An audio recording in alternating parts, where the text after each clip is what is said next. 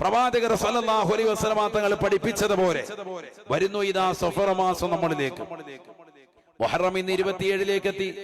പരിശുദ്ധമായ സഫർ മാസം നമ്മുടെ മുന്നിൽ വെളിപ്പാടകലെയാണ്. വർഷത്തിൽ 2 മാസമാണ് നിക്കാഹിന് ഏറ്റവും അനുയോജ്യമെന്ന് ഉലമാക്കൾ രേഖപ്പെടുത്തുന്നു. ഒന്ന് സഫറാൻ, രണ്ടാമത്തത് ശവ്വാലാണ്.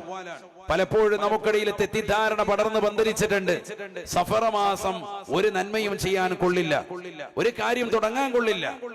എന്നാൽ നിക്കാഹിന് ഏറ്റവും അനുയോജ്യമായ മാസങ്ങളെ എണ്ണിയ കൂട്ടത്തിൽ ഉലമാക്കൾ എണ്ണിയത് ഒന്ന് സഫറും മറ്റൊന്ന് പവിത്രമാക്കപ്പെട്ടതാകുന്ന ശവ്വാൽ മാസവുമാണ്. സഫറിലാണ് ആദരവായ പ്രവാചകർ സല്ലല്ലാഹു അലൈഹി വസല്ലമ തങ്ങൾ തന്റെ പ്രിയപ്പെട്ട മകളാകുന്ന ഫാത്തിമത്ത് സഹ്റ, സ്വർഗീയ സ്ത്രീകളുടെ നേതൃത്വമാകുന്ന മഹിള റളിയല്ലാഹു അൻഹ, അവരുടെ വിവാഹം അലി റളിയല്ലാഹു അൻഹു എന്ന സ്വഹാബിയുമായി നടത്തിക്കൊടുത്തത് എന്ന് ചരിത്ര പ്രസിദ്ധമാണ്. മുത്തുനബി സല്ലല്ലാഹു അലൈഹി വസല്ലമ തങ്ങൾ ആയിഷ ബീവി റളിയല്ലാഹു അൻഹയുമായി വിവാഹം കഴിച്ചത് പവിത്രമായ ശവ്വാൽ മാസത്തിലാണ്.